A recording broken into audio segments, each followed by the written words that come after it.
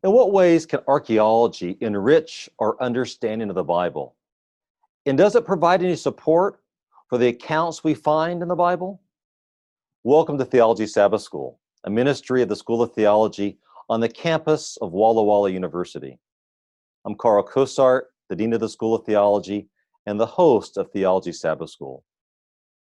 Over the last 9 weeks, we've been studying how to interpret Scripture. In doing that, we've looked at what the Bible is, how we should approach it, and how we go about understanding it. Our lesson today focuses on the Bible has history. The lesson makes the point that unlike Greco-Roman mythology, the Bible is rooted in real time and space. God acts in human history. So the stories in the Bible are played out in historical events that we know of from other historical sources. Therefore, we can look at historical records and at archaeological remains and compare those to the accounts we find in the Bible. Therefore, the question guiding us in our study is, in what ways can archaeology then enrich our understanding and an interpretation of the Bible? And does it provide any support for the historical accounts we find in Scripture? And if it does, then are there limits to what archaeology can tell us and what it cannot tell us? So to help us in this week's study, I thought I would do something a little bit different. Instead of inviting some of my colleagues here in the School of Theology to join us, I thought I would invite a good friend of mine who just happens to be a trained biblical archaeologist from Israel to join us. His name is Yardini. In fact, some of you probably remember him because he came to our campus about 4 years ago and gave a talk about the archaeological remains of the Temple Mount in Jerusalem. But before Iran joins us from Israel, I need to let you know that due to the distance and the uncertainty of the internet, unfortunately, there is some lag in the recording. So his voice does not always match with his lips.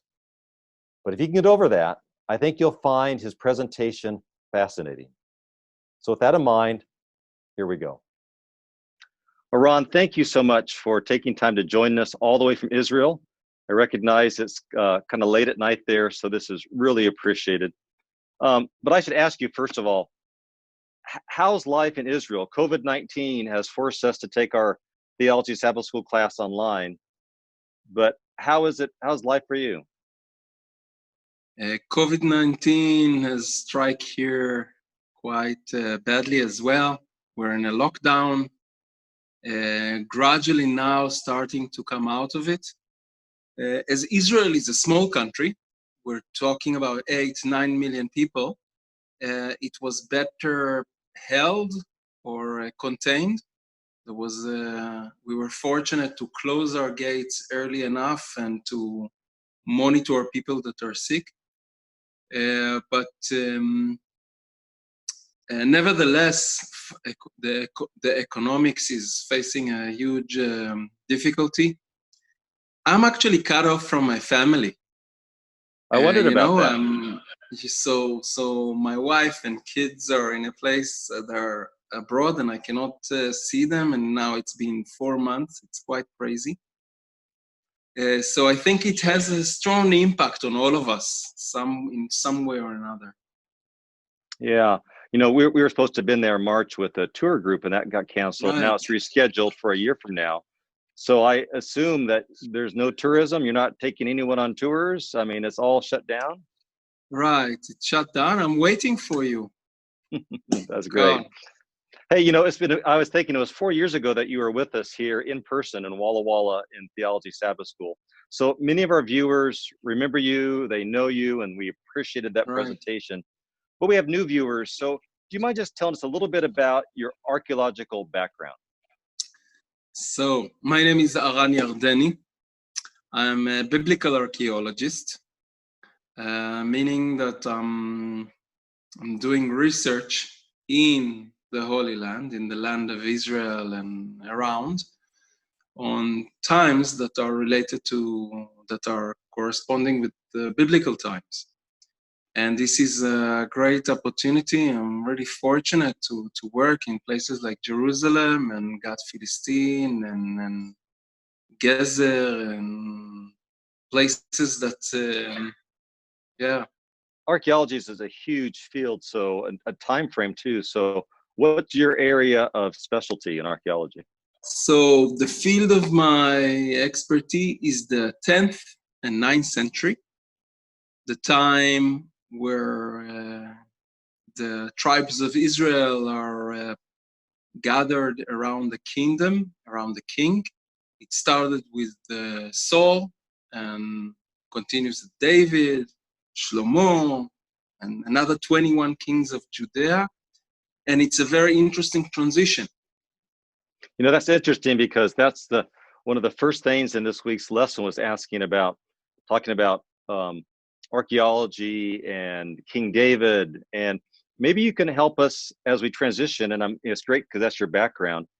Could you help us with the transition about what can archaeology do? Because there's this big question about in some critical circles, did David even exist? So what can archaeology do, and what can it not do? Yeah, one needs to understand the limitations of this tool, and also the strength, because archaeology has also some places where it can. But let's say that our biblical story starts at the time in the land of Israel. It starts at the time of Joshua, with this different ethnic group that is washing through the land, Jericho, and that's where we meet them first. Yes. These are nomads, or people that have a nomadic culture, and there are around 400 sites throughout the land that we find this kind of interaction. We're talking about Canaanites that lived there before, and then there is a new culture that comes in, merge in. And then there is another transition. These tribes, they're facing difficulties. They're facing a big threat, mainly by the Philistine, also the Phoenicians, the Canaanites, the Egyptians, and they need, especially the Philistine, and they need to gather in a new setup. And that's where Saul and King David step in. And when it comes to King David, David is a conqueror. David is taking over Jerusalem. He's fighting the Philistines on the borders of the land. And recently, in the last 20 years, there are many discoveries from this 10th century where we find King David and Shlomo. So how would it translate into archaeology? What we find is royal intervention, I would say royal buildings, royal cities.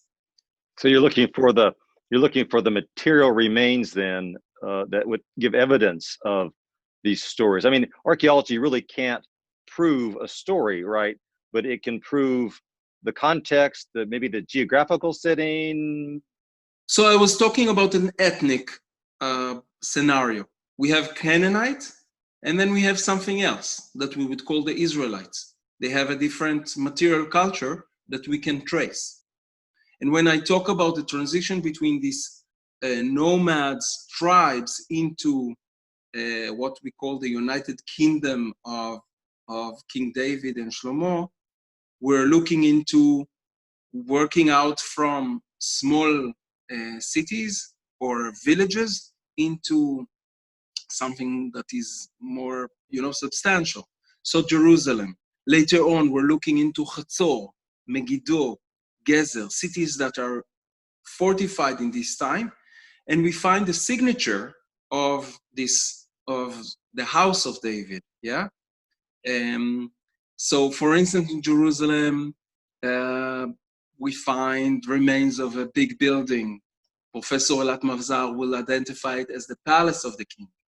and capitals and gates, and I can go on and on and on. Yeah, but it's a fascinating journey. Now, and some people would say, yeah, but you cannot prove that King David, it's very difficult to pinpoint an individual or a court.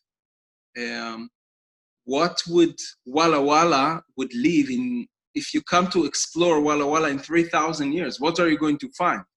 Will you find the dean and or the students? It will be more difficult, but I don't know. You'll find the library. You'll find some. You understand where I'm going. Right. So no direct line, just kind of an indirect connection. So there is indirect connection. We find big cities at the in the Judean kingdom. Lachish is the second most important city. There is today Caiaphas. There are all kinds of towns that have suddenly, in the 10th century, have royal construction. Later on in time, we hear about there is an inscription that depicts, that tells us about King David, or not the king, but the house of David. This is, I think it was 1993, an inscription from King Hazael from Damascus that says, right, refers to the how he defeated the house of David. Yes. So this was found in the northern border of Israel, close to Lebanon of today, in a site called Tel Dan, the biblical city of Dan. And over there is a royal inscription that is telling us about the house of David, an entity that existed in this time, and hundreds of years later, 200, 300 years later, is referred to. But firstly, it's still going on. We went through a huge process where we were, the most of the effort that we're putting into is in Jerusalem. Jerusalem is I would say, the most excavated city in the world. Yeah. We're looking to 100 years of work, but in the last 20 years, we really had a breakthrough we better understand, and we can, different kinds of tools also went in. Is there, so you have the material remains in Jerusalem. You find this inscription up in Tel Dan. How about the geographical background? Does the geography agree with what we read about in the Bible? Look, the Bible was written by people that it was written for the people, and therefore people were familiar with the events, historical events. People were familiar with geography. And therefore, if it says in the book of Kings that this and this has happened, it's a little bit like, I wouldn't say a newspaper, but it's some kind of a, when King David is writing poetry, he has a target group, and this is the people of Israel and people of faith all over. But he's writing to people that are familiar with what's happening and where they live. And therefore, we find the Bible in many times pretty accurate when it comes to geography and historical events. There is some kind of interpretation or a perspective. King David has a perspective of someone that believes, somebody that sees the power of God behind the scene, but the events and the places are for real. So you mentioned your background was around that same time period. So what's your favorite discovery? Have you discovered anything? I mean, is it coins? Is it? Okay, so we started off in Jerusalem, working in the city of David and around, and we realized that we don't understand the material culture of the 10th century so much, because the debris where we were working were very poor. They were destroyed and rebuilt, and a lot of many layers of history that are covering it. And so we went to the coastal plain, to areas that are more remote and well preserved. I was working in Gat, Philistine, the hometown of Goliath, and for 7 years I was excavating there. I was supervising an area, and over there, so we leveled our expedition on that time period so that we can better understand it. And I think that's where we found we came in contact with the material culture of the 10th and 9th century. So I found a lot of things. What is that? So what did you find? Yeah. So we're looking into architecture, and we're looking into pottery, and we're looking into industrial areas. Small, it's not what you would think of industry today. We would look into the water system, and so it's the city of Gat is huge. It has about 500 acres. No, it's dunams. I don't know how to translate, but it's, let's say, 250 acres of a land, of a city. So we found quite a lot of material, and with this understanding, we went back to Jerusalem, and and suddenly we started finding quite a lot. I didn't mention the most important site in the land of Israel, and that would be the Temple Mount, the temple that we're familiar also from the New Testament, where Jesus would yes. Yeah, so also David is preparing the place, buying it, and getting the Ark of Covenant, and the Ark and everything. Shlomo would build it, and we have quite a lot of evidence from First Temple, from the beginning of the temple, pottery and architecture and so on. So, we talked about David, and then in the lesson it talks about Sennacherib and this battle that takes place. This is hundreds of years after David, the time of King Hezekiah. What type of evidence do we have that would support the biblical description of an account when Sennacherib comes in and he attacks cities? What evidence is there for that in archaeology? Okay, so one needs to, you asked me how archaeology works. What can you expect from archaeology?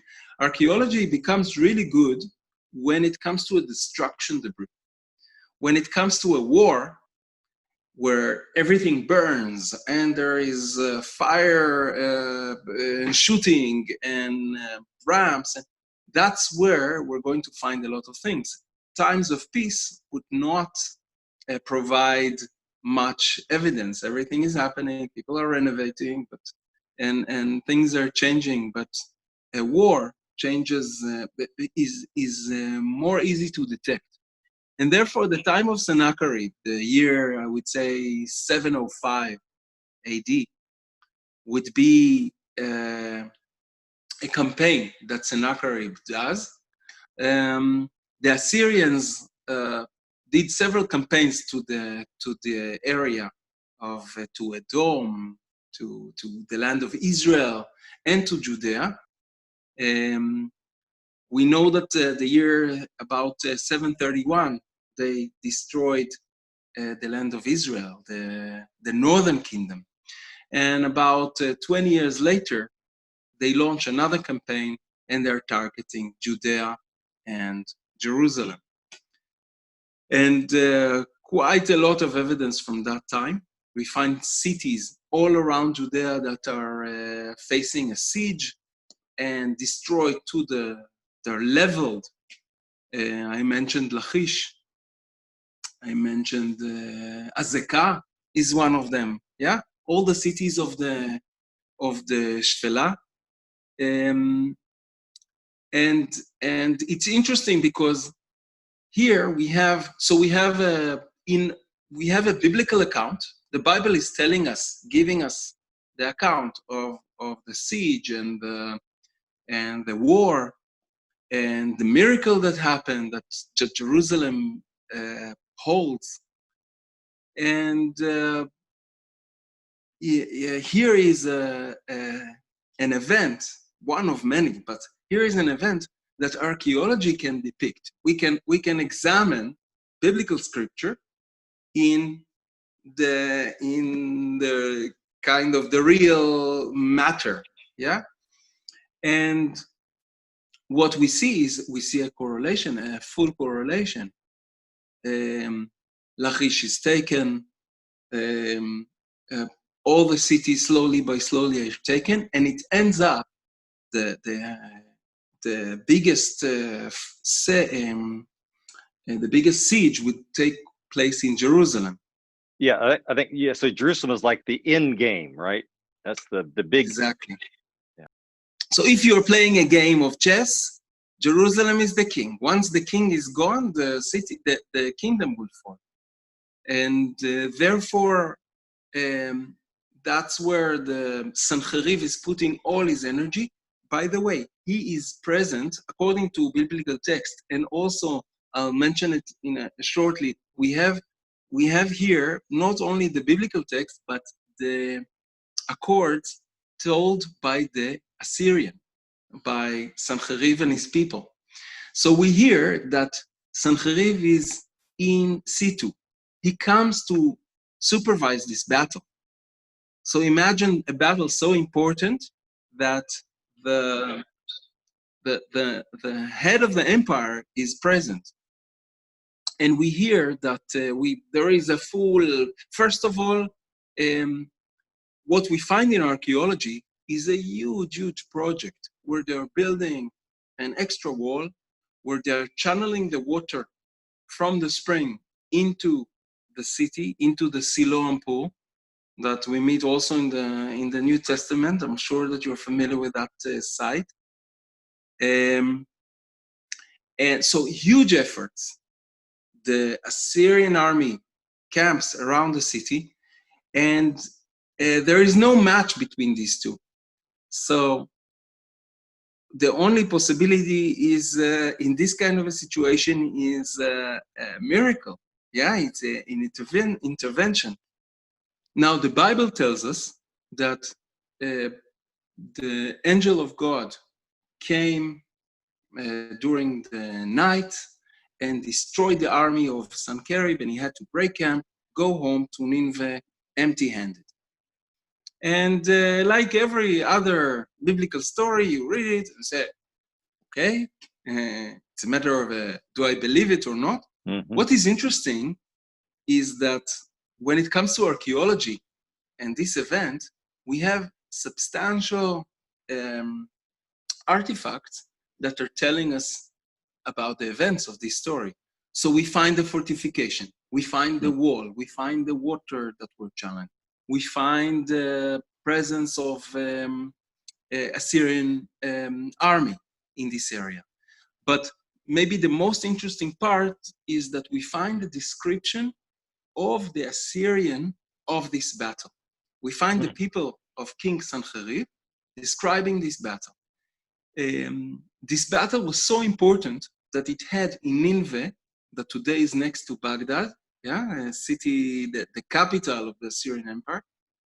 They depict a full wall in the palace for this event. This wall depicts the time, it depicts the moment of where the Assyrian took over Lachish, yeah, the second important city. So the city of Lachish was taken, and there is a full description of the battle over there, with the ramp, with the war machines, with the battering ram, with the exchange of fire. They were throwing torches and arrowheads, and we can see the warriors. And then the next scene, next wall would show us how the people are taking prison yeah, and all the goods, all the animals are taken. And finally, we see them a parade going all the way to Nineveh, where they're going to show their victory.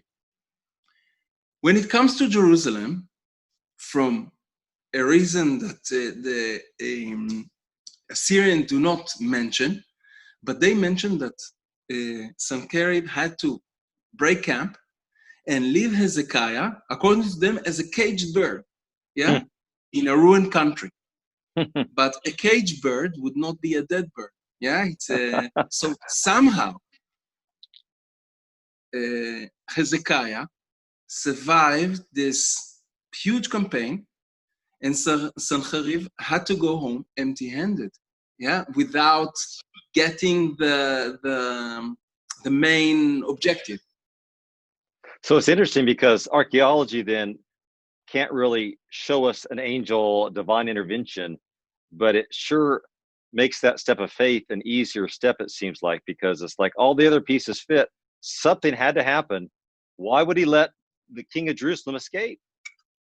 No, we're looking into something that is completely against all odds, against rationale. The head of the empire is supervising a siege with a huge force. You know, Rav Shakeh, Rav Shakeh, his minister, is talking to the people on the wall, and he's making fun of them, telling, you have zero chance. I will give you the horses, you would not even have the personnel to utilize it. So just, he talks to them in call it Judea language, yeah? He does not use so they're using all kind of also like a psychological warfare. But here we have, we chose now to speak about this one, but we have hundreds of I would say interactions with the biblical text that are shedding light on its historical, geographical, and political background, not background, but the way that it happened. And therefore, biblical archaeology these days is a great arena to explore the Bible. This is why I like going to Israel so often and traveling with you and learning and going to these sites. It just makes the Bible become alive. You know, we could talk a long time about Hezekiah. We could go on with that. Our time is limited, though. Let's shift gears just for a little bit and talk about the New Testament. So that's still a long time ago, not quite as old as King David, but archaeological evidence from the time of Jesus. What to you is the most compelling evidence that archaeology reveals about the world of Jesus? The Roman time, what we call the Second Temple, the first century, is from the standpoint of archaeology, is the most amazing time of Israel. We're looking into you cannot compare the number of finds and their volume, yeah, to any other period in the history of Israel. Many times I think that there is, the Lord has come to the peak of the material culture of our time. We're looking into the temple in Jerusalem that is not only a small local temple serving few tribes. We're looking into already Jews from all over the diaspora and Gentiles that are involved. And the structure is magnificent. Jerusalem is magnificent. And not only Jerusalem, we can see the coastal plain, Caesarea. Yeah, these are all. So the time of Jesus is very vivid when it comes to archaeology. Synagogues that are mentioned in the New Testament, you can go and sit and feel you can get a real vivid picture of what's going on. I know some of my favorite connections to the time of Jesus would be the ossuaries they discovered that reveal that Jewish belief at the time in a bodily resurrection. And we have Ossuaries of Caiaphas, Joseph, son of Caiaphas, Joseph Caiaphas. So, which is a connection to the biblical accounts of the high priest who was responsible for the unjust trial that Jesus endured. So Caiaphas, for instance, there is his tomb, his ossuary is, I think, I would say the fanciest we found. Yeah, I'm not talking about the sarcophagus of Herod and things like that. Another very interesting find. So we're talking about very fancy, and we know him from historical sources. Maybe we should stop for a second, because I use the terminology ossuary, and some of our readers may not recognize what that terminology is. So maybe you could explain what it is to an us. ossuary. Yeah. So in Jewish people in first century believed that the resurrection was very important for them. They were waiting for this Messiah to come, and for the resurrection of the dead. And they put a lot of emphasis on their remains, on the bones, because they believe that if I'm going to resurrect, I need my bones. So therefore they wanted to protect them. And so they used to, if previously they would just chuck all the bones in one pile, and it's just that would be in the first temple. Second temple era, they would put them in a box. The box is made out of stone, one piece, very difficult to chisel, and then arranged in a cave. Yeah, and of course that Caiaphas, as the high priest, so they found in a secret place, Nachal Etzel, the whole family. And Caiaphas was just, we know that Caiaphas was the high priest. He was responsible for the police of the temple. He was responsible for the head of the Sanhedrin, the Supreme Court at that time. And of course that he's mentioned in the New Testament as in the trial of Jesus. So to find his ossuary is actually to touch, to come in contact with this guy, with the whole thing. We talked about the ossuary being the ossuary of Caiaphas, and some people may be wondering, how do you know it's really, his bone box? It's a good question. The answer is, on the side of this beautifully elaborate ossuary, there etched in the side in Hebrew is the name. And this would happen time and time again. And it identifies him as Joseph Caiaphas, just like he's mentioned in the writings of Josephus and in the New Testament. And in the Mishnah or the Talmud, we have a description of that. What is interesting is that we learned that this name was spelled differently than what we thought, just because of the ossuary. It's the K in Hebrew. You have Kaf and Kuf. And Caiaphas, the Kuf version that came into it, there was some kind of a debate, and the Kuf that came in the archaeological find made it seal that and it's fascinating. And if you think about it, of course that you are going to find the high priest ossuary, because it's so fancy and was well kept, hidden, if you want.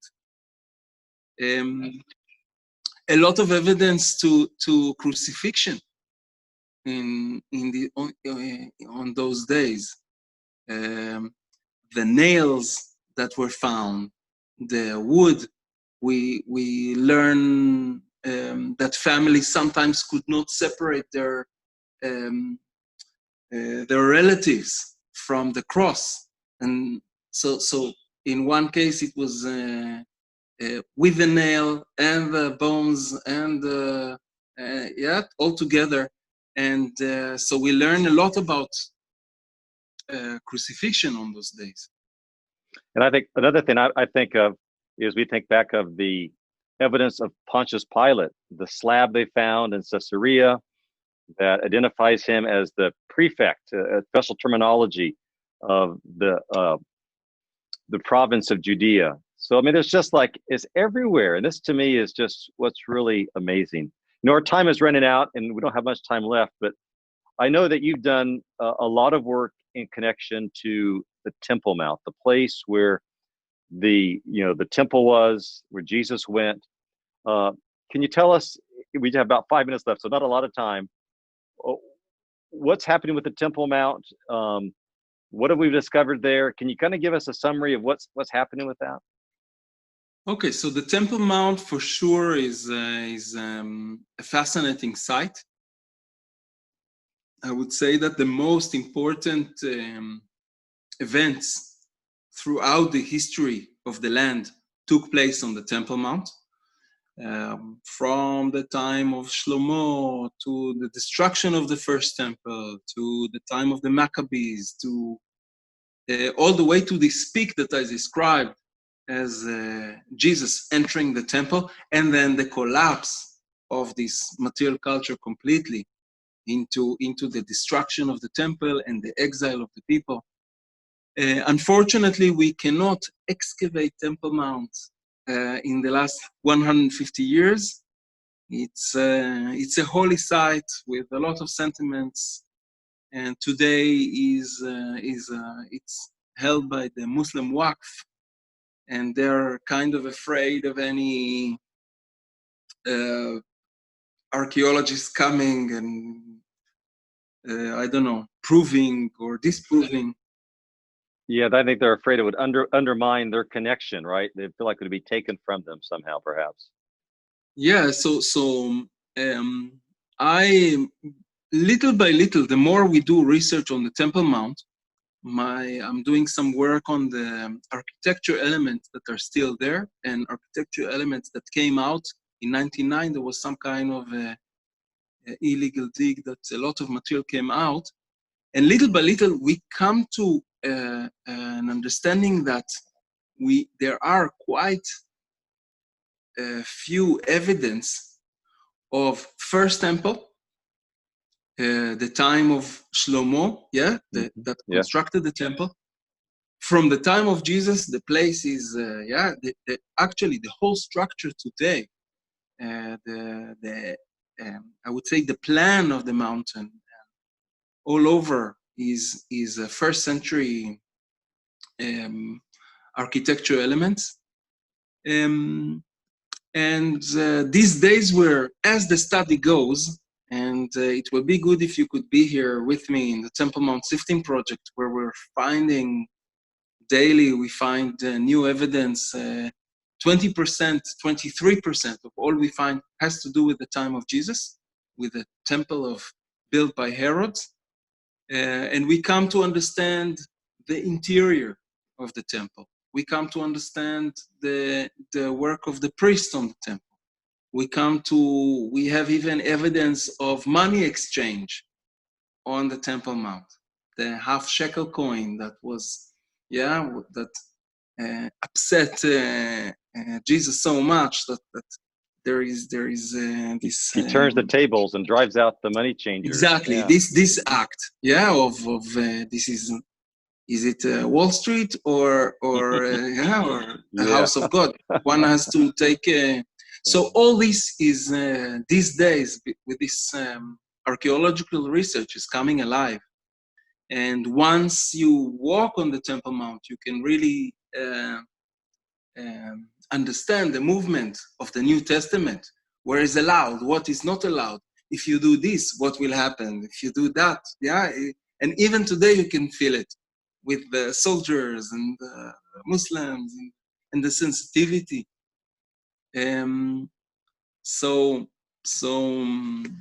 I think that archaeology, I will tell you that we're far from getting all the information and the potential that archaeology has. I think that we made big steps in the last 2 decades, but I see it these days exponential. I believe that more things are going to come and be revealed and shed light on the time of the Bible. Ron, I want to thank you so much for taking the time out of the end of the day, taking time with our class to talk about archaeology. I know it brings life to you. I mean, you're great at doing it. You're a great guide, and I can't wait to come back next spring and to visit with you and take another trip to reconnect with the land of Jesus, the land of Israel. What a blessing that is. I want to also thank to you, our viewers, for joining us again. We hope that our discussion here has rekindled your faith in Scripture. So much is there for us to see and understand. It certainly, archaeology can't prove everything, but it makes that next step, the step of faith, an easier step to take as the Bible becomes alive to us. So again, thank you, and we'll see you next week, same time, same place. Take care. God bless. Okay, Bye-bye. Shalom.